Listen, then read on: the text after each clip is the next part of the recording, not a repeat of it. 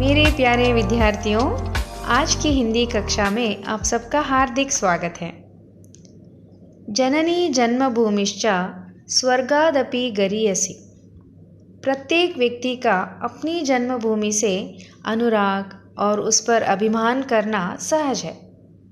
कर्नाटक हमारी जन्मभूमि है और आज हम कर्नाटक संपदा इस निबंध को पढ़कर कर्नाटक की विशेषता के बारे में जानने से पहले मैं यह वीडियो आपको दिखाना चाहती हूँ, जिसमें कितनी खूबसूरती से हमारी जन्मभूमि कर्नाटक के वैभव का वर्णन किया है। देखिए।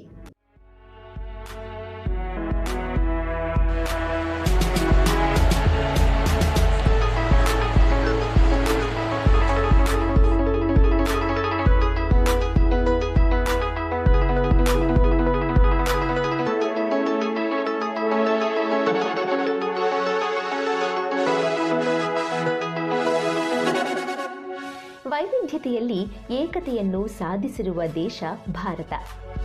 ತನ್ನದೇ ಆದ ವಿಶಿಷ್ಟ ಸಂಸ್ಕೃತಿ ಸಂಪ್ರದಾಯಗಳಿಂದ ವಿಭಿನ್ನವಾಗಿಯೇ ಗುರುತಿಸಿಕೊಂಡಿದೆ ಭಾರತ. ಇದೇ ರೀತಿ ವಿಭಿನ್ನತೆಯಲ್ಲಿ ಏಕತೆಯನ್ನು ಸಾಧಿಸಿರುವ ನಾಡು ನಮ್ಮ ಕರ್ನಾಟಕ. ಕರುನಾಡು ಎಂದು ಕರೆಸಿಕೊಳ್ಳುವ ಕರ್ನಾಟಕ ಕರು ಮತ್ತು ನಾಡು ಎಂಬ ವ್ಯುತ್ಪತ್ತಿಯಿಂದ ಬಂದದ್ದು. ಕರುನಾಡು ಎಂದರೆ ಕಪ್ಪು ಮಣ್ಣಿನ ನಾಡು, ಎತ್ತರದ ಪ್ರದೇಶ ಎಂದು.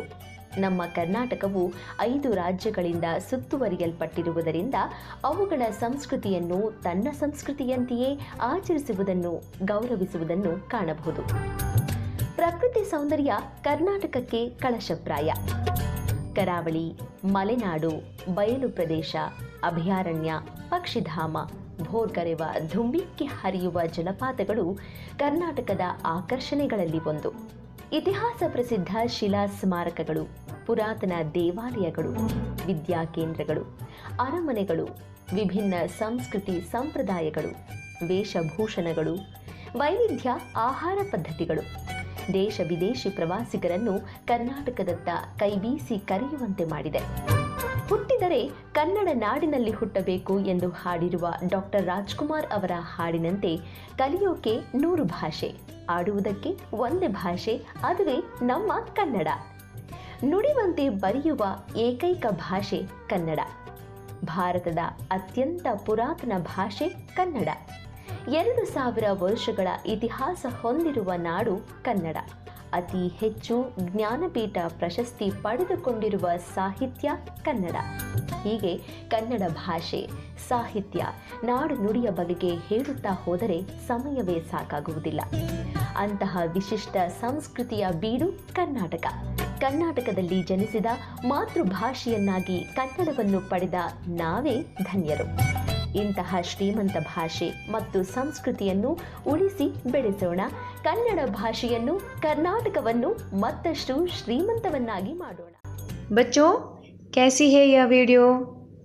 जब भी कोई मुक्त कंठ से हमारी जन्मभूमि कर्नाटक की प्रशंसा करता है तो उसे सुनकर खुशी मिलती है, बार बार उसे सुनने की इच्छा भी होती है।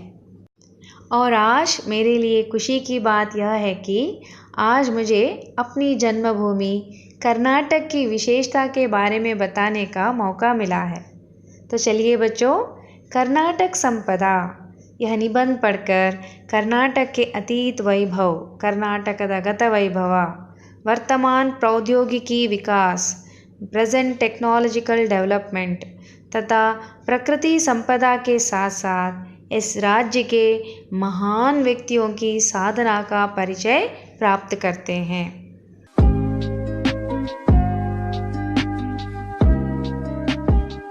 बच्चों, यह निबंध पढ़ने से पहले पाठ का आशय भी पढ़ लीजिए। जननी जन्मभूमिश्च स्वर्गादपि गरीयसी। प्रत्येक व्यक्ति का अपनी जन्मभूमि से अनुराग और उस पर अभिमान करना सहज है। कर्नाटक हमारी जन्मभूमि है। यहाँ की प्राकृतिक सुषमा, प्राकृतिक सौंदर्य, साहित्यिक वैभव, साहित्यದ वैभव और ज्ञान विज्ञान क्षेत्र की प्रगति अपार है. ಜ್ಞಾನ ವಿಜ್ಞಾನದ ಕ್ಷೇತ್ರದಲ್ಲಿ ಆದಂತಹ ಪ್ರಗತಿ ಅಪಾರವಾಗಿದೆ. देश विदेश के लोग यहाँ की तकनीकी के विकास की यानी टेक्नोलॉजिकल डेवलपमेंट इसकी मुक्त कंठ से प्रशंसा करते हैं। इस संदर्भ में प्रस्तुत पाठ अत्यंत प्रासंगिक एवं सार्थक है। बच्चों, पहले हम निबंध को पढ़कर पाठ का विवरण सुनेंगे। तो चलिए पहला अनुच्छेद देखिए।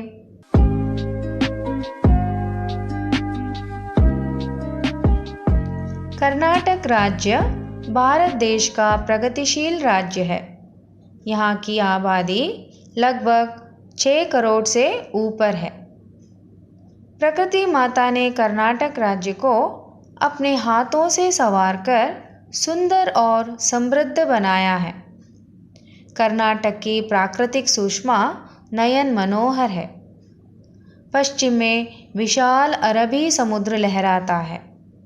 इसी प्रांत में दक्षिण से उत्तर के छोर तक फैली लंबी पर्वतमालाओं को पश्चिमी घाट कहते हैं।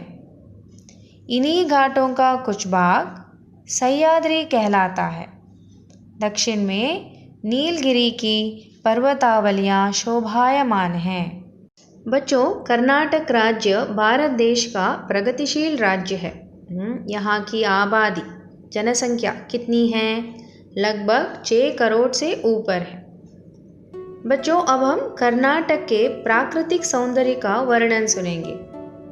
प्रकृति माता ने कर्नाटक राज्य को अपने हाथों से संवारना अर्थात सजाना, श्रृंगरिसुವುದು।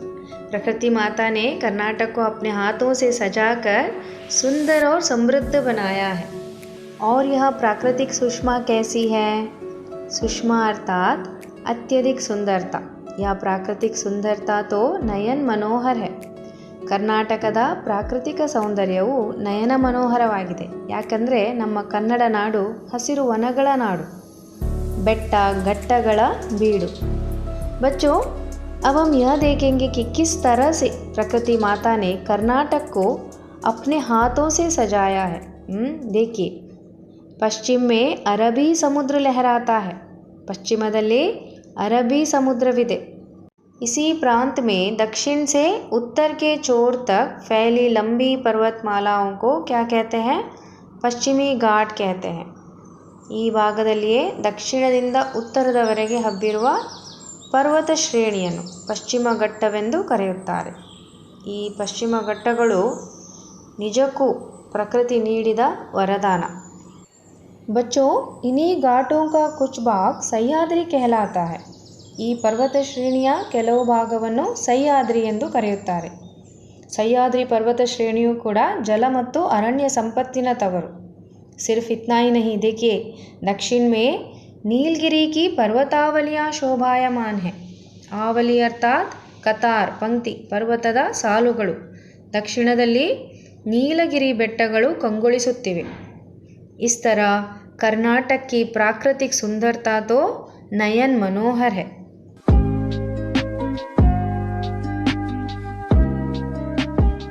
बच्चों, अब हम आगे का अनुच्छेद पढ़ेंगे। कर्नाटक में कन्नड़ भाषा बोली जाती है और इसकी राजधानी बेंगलुरु है. यहाँ देश विदेश के लोग आकर बस गए हैं. बेंगलुरु शिक्षा का ही नहीं बल्कि बड़े बड़े उद्योग धंधों का भी केंद्र है. यहाँ प्रसिद्ध भारतीय विज्ञान संस्थान HAL, HMT, ITI, BHEL, BEL जैसी बृहद संस्थाएं हैं. इसे सिलिकॉन सिटी भी कहा जाता है. बच्चों, अब मुझे बताइए कर्नाटक में कौन सी भाषा बोली जाती है? कर्नाटक में कन्नड़ भाषा बोली जाती है. ಕನ್ನಡ ನಾಡು ಚಂದ, ಕನ್ನಡ ಭಾಷೆ ಇನ್ನೂ ಚಂದ ಅಲ್ವಾ ಮಕ್ಕಳೇ? कर्नाटक की राजधानी का नाम क्या है? कर्नाटक की राजधानी बेंगलुरु है. बच्चों, अब हम बेंगलुरु शहर की विशेषताओं को एक एक करके देखते जाएंगे. यहाँ देश विदेश के लोग आकर बस गए हैं. बस गए अर्थात ನೆಲೆಸಿದ್ದಾರೆ. कारण क्या है? क्योंकि बेंगलुरु शिक्षा का ही नहीं बल्कि बड़े बड़े उद्योग धंधों का भी केंद्र है. ಬೆಂಗಳೂರು ಶಿಕ್ಷಣವಷ್ಟೇ ಅಲ್ಲದೆ ದೊಡ್ಡ ದೊಡ್ಡ ಉದ್ಯೋಗ ಹಾಗೂ ವ್ಯಾಪಾರಗಳ ಕೇಂದ್ರವಾಗಿದೆ. बेंगलुरु में कौन कौन सी बृहद संस्थाएं हैं जानते हैं? तो देखिए, यहाँ प्रसिद्ध भारतीय विज्ञान संस्थान, Indian institute of science, HAL, इसका विस्तृत रूप क्या है? Hindustan aeronautical limited, HMT, Hindustan machine tools, ITI, विस्तृत रूप क्या है? इंडियन टेलीफोन इंडस्ट्रीज, BEL, विस्तृत रूप क्या है? भारत इलेक्ट्रॉनिक्स लिमिटेड, BHEL, विस्तृत रूप क्या है? भारत हेवी इलेक्ट्रॉनिक्स लिमिटेड जैसी बृहद संस्थाएं हैं. इसीलिए यहाँ देश विदेश के लोग उद्योग धंधों के खातिर यहाँ आकर बस गए हैं. इसीलिए इसे सिलिकॉन सिटी भी कहा जाता है. बेंगलुरु को क्या कहा जाता है? सिलिकॉन सिटी भी कहा जाता है.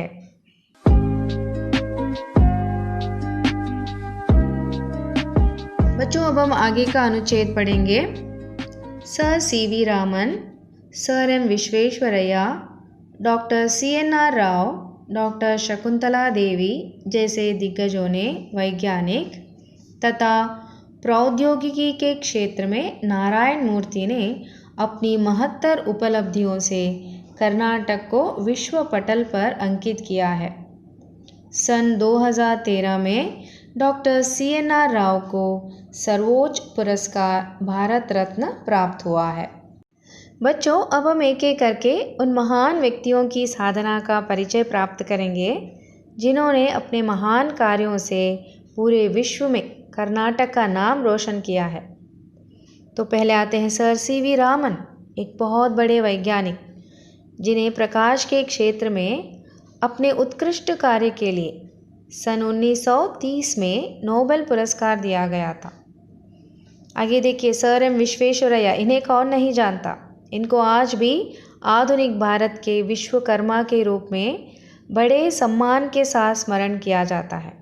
अपने समय के बहुत बड़े इंजीनियर, वैज्ञानिक और निर्माता के रूप में देश की सेवा में अपना जीवन समर्पित करने वाले सर M विश्वेश्वरैया को सन 1955 में भारत के सर्वोच्च सम्मान भारत रत्न से विभूषित किया गया था.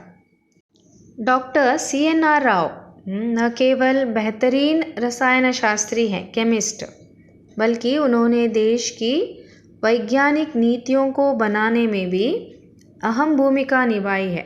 He is an Indian chemist who has worked mainly in solid state and structural chemistry. सन 2013 में डॉक्टर CNR राव को सर्वोच्च पुरस्कार भारत रत्न प्राप्त हुआ है. डॉक्टर शकुंतला देवी को कौन नहीं जानता. प्रसिद्ध गणितज्ञ, मैथमेटिशियन. शकुंतला देवी को आम तौर पर मानव कंप्यूटर के रूप में जाना जाता है. उनकी प्रतिभा को देखते हुए उनका नाम 1982 में Guinness book of world records में भी शामिल किया गया. नारायण मूर्ति भारत की प्रसिद्ध सॉफ्टवेयर कंपनी इन्फोसिस टेक्नोलॉजीज के संस्थापक और जाने माने उद्योगपति हैं. प्रौद्योगिकी अर्थात तकनीकी, टेक्नोलॉजी, इस क्षेत्र में इनकी महत्तर उपलब्धियों से, उपलब्धि अर्थात प्राप्ति, सिद्धि, ಮಾಹಿತಿ ತಂತ್ರಜ್ಞಾನ ಕ್ಷೇತ್ರದಲ್ಲಿ ನಾರಾಯಣ ಮೂರ್ತಿಯವರ ಸಾಧನೆ ಮತ್ತು ಕೊಡುಗೆ, इनके उत्कृष्ट कार्य और योगदान से कर्नाटक को विश्व पटल पर अंकित किया है. ನಾರಾಯಣ ಮೂರ್ತಿಯವರ ಸಾಧನೆ ಮತ್ತು ಅಪಾರ ಕೊಡುಗೆಯಿಂದಾಗಿ ಕರ್ನಾಟಕವು ವಿಶ್ವ ಮಾಹಿತಿ ತಂತ್ರಜ್ಞಾನ ಭೂಪಟದಲ್ಲಿ ಗುರುತಿಸಲ್ಪಟ್ಟಿದೆ.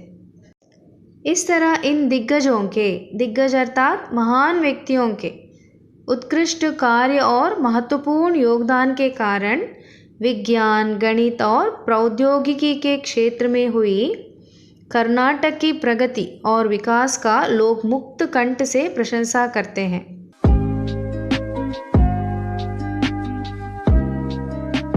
बच्चों, अब हम आगे का अनुच्छेद पढ़ेंगे. यहाँ सोना, तांबा, लोहा आदि कई प्रकार की उपयोगी धातुएं मिलती हैं. भद्रावती में कागज़, लोहे और इस्पात के बड़े कारखाने हैं. इसके अलावा कर्नाटक में चीनी, सीमेंट, रेशम और कागज़ उत्पादन के अनेक कारखाने हैं। कर्नाटक में चंदन के पेड़ विपुल मात्रा में हैं, इसलिए कर्नाटक को चंदन का आगार कहते हैं। यहाँ चंदन का तेल, साबुन तथा कलाकृतियाँ भी बनाई जाती हैं। बच्चों, कर्नाटक में कौन सी उपयोगी धातुएं अर्थात मिनरल्स, खनिज पदार्थ मिलती हैं जानते हैं? कर्नाटक में सोना, गोल्ड, चिन्ना, तांबा, कॉपर, ताम्रा, लोहा, आयरन, कब्बिण आदि कई प्रकार की उपयोगी धातुएं अर्थात खनिज पदार्थ, मिनरल्स मिलती हैं। भद्रावती के प्रमुख कारखानों के नाम बताइए। भद्रावती में कागज़, पेपर, लोहे, आयरन और इस्पात अर्थात स्टील इसके बड़े कारखाने हैं। इसके अलावा कर्नाटक में और कौन कौन से कारखाने हैं? चीनी, शुगर, सीमेंट, रेशम, सिल्क और कागज़ उत्पादन के अनेक कारखाने हैं। बच्चों, मुझे बताइए कर्नाटक को चंदन का आगार क्यों कहते हैं? आगार अर्थात घर। कर्नाटकವನ್ನು ಶ್ರೀಗಂಧದ ಬೀಡು ಎಂದು ಕರೆಯಲಾಗುತ್ತದೆ। कारण क्या है? क्योंकि कर्नाटक में चंदन का पेड़ विपुल मात्रा अर्थात अधिक मात्रा में है, इसीलिए कर्नाटक को चंदन का आगार, गंधದ ನಾಡು ಎಂದು ಕರೆಯುತ್ತಾರೆ। यहाँ चंदन से क्या क्या बनाई जाती है? यहाँ चंदन का तेल, साबुन तथा कलाकृतियाँ भी बनाई जाती हैं। बच्चों, आज हम अपनी कक्षा को यहीं पर समाप्त करेंगे। आगे का भाग हम अगली कक्षा में पढ़ेंगे।